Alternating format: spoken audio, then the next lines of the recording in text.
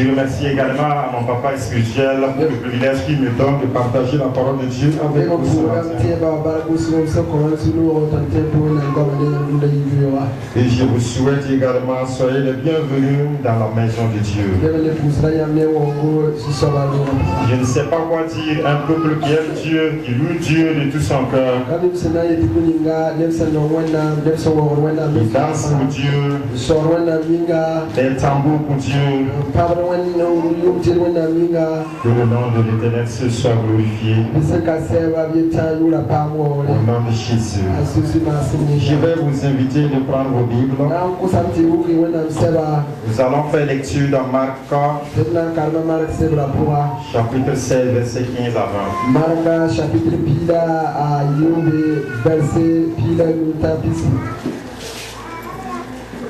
Marc chapitre 16, verset 15 à 20. Marc chapitre verset Je répète pour une fois encore. Marc chapitre 16, verset 15 à 20. Si vous y êtes, je fais la lecture. Puis il leur dit: allez par tout le monde et prêchez la bonne nouvelle à toute la création. Celui qui croira et qui sera baptisé sera sauvé, mais celui qui ne croira pas sera condamné. Voici les miracles qui accompagneront ceux qui auront cru. En mon nom, ils chasseront les démons, ils parleront les nouvelles langues, ils saisiront des serpents. S'ils voient quelque breuvage mortel, il ne leur fera point de mal. Ils imposeront leurs mains aux malades et les malades seront guéris. Le Seigneur, après leur avoir parlé, fut enlevé au ciel et il s'assit à la droite de Dieu. Et ils s'en allèrent prêcher partout. Le Seigneur travaillait avec eux et confirmait la parole par les miracles qui l'accompagnaient. Isa dunia tekfa monde ba fa ko no nini ga sena ten saglisku ala ba fare nini ga se konte ala ko ala ko bu arbar sena tunir ni sena cewa ne ma mure bam nan diga sindamba da gongom sena bam nan yo wisi da bam sa yu busi asena akosa ba tamye bam nan tika ba da ne musi da ba da bana pa na mari de pole Jusqu'à ce moment de l'Ebama, Banser Kame et Tien Arsana. La bande si when la mouli trop. La bande Kalmisa Kengame, le monde père à Sigafan. La du Soba to Manebamba, la Lebana Sin to Bamba, Bam to when I'm queer, Willy Taya Silla. Alléluia. Alléluia. Que puisse dire? Le Seigneur est bon. Voici la parole que Dieu me donne ce matin pour vous. Et Dieu a introduit également par mon papa spirituel ce matin. Il parlait la mission. Si ta mission ne finit pas, tu ne peux pas partir. Chacun a une mission. Ils ont parlé de la prière. Tout ça, ils ont introduit pour nous. Voilà pourquoi j'ai comme titre l'évangélisation. Les thèmes prêchons la bonne nouvelle. J'ai divisé mon sermon en 4 parties pour la bonne compréhension. Alléluia. Là où nous avons lu, avant que Jésus ne meure, il avait dit à ses disciples: le Fils de l'homme va mourir, mais 3 jours après, il ressuscitera des morts. Et après sa résurrection, on va se rencontrer au Galilée. Alléluia. C'est ce qu'il a dit à ses disciples. Après sa mort également, il s'est révélé à ses disciples. Mais c'était obligatoire de se rendre à Galilée.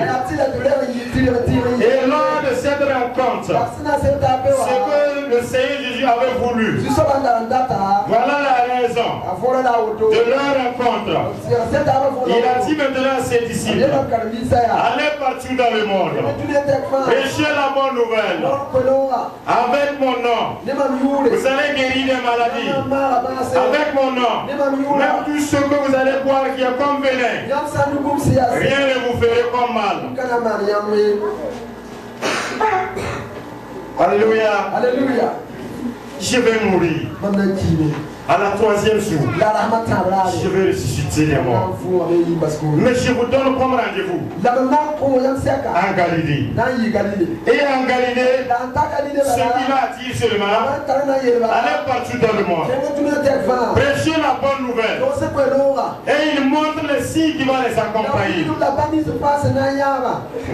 D'autres disent souvent la volonté de Dieu.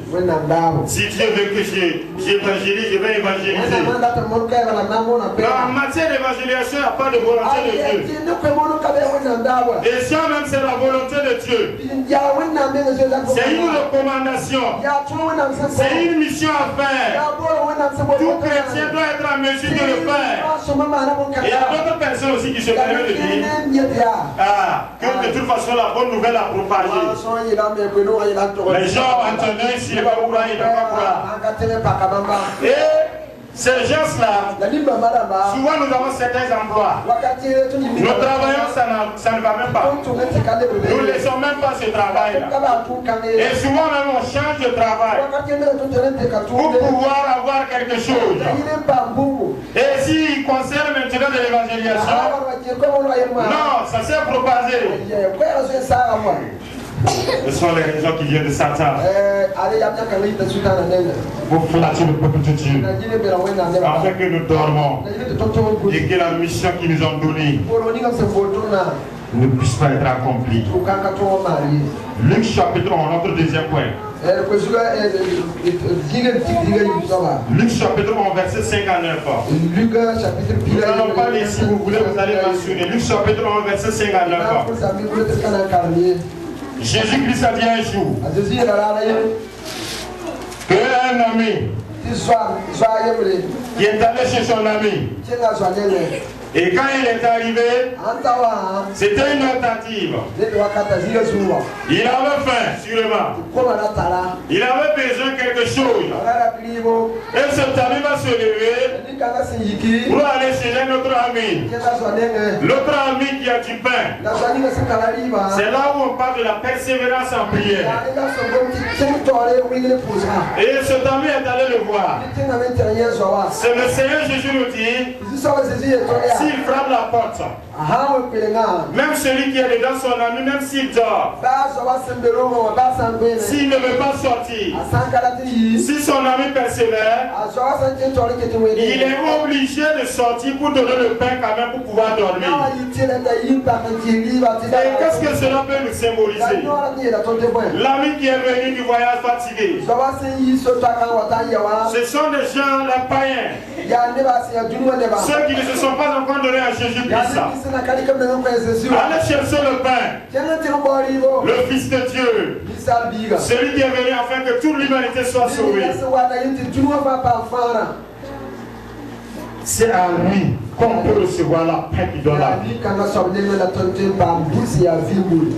Et il est obligé que nous partons maintenant chercher ce pain pour venir donner notre ami. Aliama, si ce n'est pas notre ami. L'évangélisation, souvent il n'est pas facile. Souvent on demande la persévérance. Ceux qui font les évangélisations porte à porte.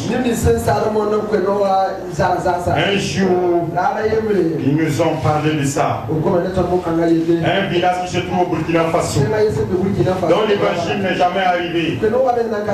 Et ils sont partis pour évangéliser, pour parler de Dieu. Et quand ils sont arrivés, ils ont fait savoir que ce village-là, on ne le traverse pas. Si un étranger traverse ce pays, il est mort. Les hommes de Dieu, qu'est-ce qu'ils ont fait? Ils ont commencé à prier. Ils ont fait 3 jours de jeûne devant l'Éternel. Confier ce pays à l'Éternel. Les idoles à l'Éternel. Il a demandé la flamme du Saint-Esprit descend dans ce pays. Et la parole de Dieu nous dit, il est avec nous tout le temps. Et quand ces gens ont fait ça, ils sont entrés dans le pays. Et écoutez bien, Quand ils sont rentrés, ils évangélisent. Personne ne se convertit. Personne ne le répète même pas. Certains, même quand ils arrivent devant leur groupe, on ne les reçoit même pas. Sur ce peuple de Dieu, si on parle de Bible, il ne peut pas recevoir. Souvent, ce sont des gens possédés par des démons. Ils ne peuvent pas se donner à Jésus. Il est obligé que nous recevons l'autorité qui vient d'en haut. Comme ils ont dit dans Actes chapitre verset 8. Je vous donne la puissance d'en haut. Et par la puissance que nous avons reçue, nous avons l'autorité d'ordonner les démons de quitter dans ce pays. Et ces gens-là peuvent recevoir Jésus-Christ. Ces gens l'ont fait. Ils sont rentrés dans le pays. C'est converti. Si c'est chez vous, qu'est-ce que vous allez faire? Ressortir. Ces gens-là se sont rappelés une seule chose. Ceux du village ont dit qu'un étranger ne traverse pas le pays. Ils ont traversé le pays. Aller dans d'autres pays. Après cela, ils se sont retournés. Ils ont traversé le pays jusqu'à arriver là où se trouvent les habitants. Et quand ils sont arrivés, ils n'ont plus parlé de Jésus. Les gens ont quitté partout dans leur pays parce qu'ils n'ont jamais vu cela. Personne n'a jamais traversé leur sol. Un étranger n'a jamais traversé leur sol. Et puis vivre encore. Dieu a promis. Les miracles accompagnent ceux qui ont cru. Mais si tu ne pars pas pour évangéliser, mais comment tu vas savoir que Dieu peut opérer un miracle? Tu vas laisser toujours dans des ignorances. L'Éternel est capable, mais il utilise celui qui est prêt à servir. Papa Bamoro Moïse, l'église de Zavadara, j'ai toujours dit, en tout cas c'est moi qui aime dire ça, l'église de Zavadara, je n'ai jamais vu une église comme Zavadara en matière d'évangélisation. Un jour ils se sont allés dans un autre pays pour évangéliser. C'est un évangéliste. Je l'ai appelé aussi pour ça, pour créer ça.